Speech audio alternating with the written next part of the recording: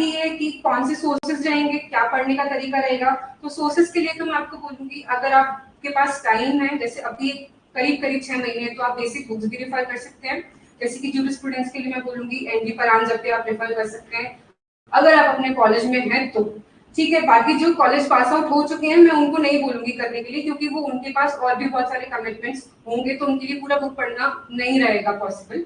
But जो लोग अभी कॉलेज में हैं, उनके पास टाइम है प्रिपेयर करने के लिए 6 महीने का, तो जूरिस्प्रूडेंस के लिए आप लोग एनडी परांजपे प्लस बीडी महाजन, दोनों मोर लेस सेम है, आप दोनों से पढ़ सकते हैं। कॉन्स्टिट्यूशनल लॉ के लिए जेएन पांडे और जो हमारी बीएन शुक्ला है वो पढ़ सकते हैं। एडमिनिस्ट्रेटिव लॉ के लिए एआईबी का एक शायद 10-12 पेज का एक मटेरियल आता है जो गूगल पे आपको मिल जाएगा, वो सफिशिएंट है। बाकी पब्लिक इंटरनेशनल लॉ के लिए एसके कपूर सफिशिएंट है। आईएचएल के लिए कन्वेंशंस को और जैसे यूएन चार्टर हुआ वो सब आप गूगल से डाउनलोड कीजिए और उनके वेब प्रोविजंस पढ़िए, उसका कोई शॉर्टकट नहीं है।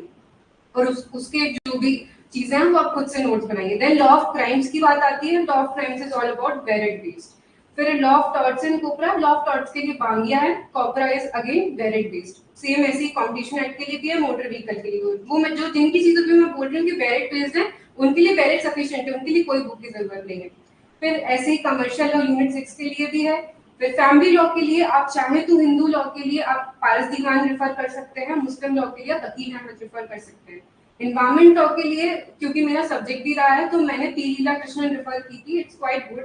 उसमें एक स्टोरी की तरह पूरे एनवायरमेंटल केसेस को और सारे प्रिंसिपल्स को एक्सप्लेन किया है, तो अगर आप पढ़ सकते हैं तो पढ़िए, otherwise there is no need कि इतने सारे आप केस पढ़े। गूगल पे डालेंगे तो आपको प्रिंसिपल्स के साथ वो सारे केसेस आ जाएंगे, इतना कुछ डिफिकल्ट नहीं है।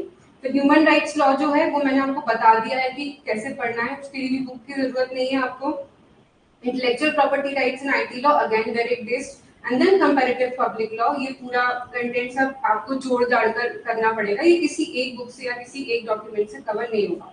तो अब मैम इतनी मशक्कत हम करने के लिए रेडी हैं।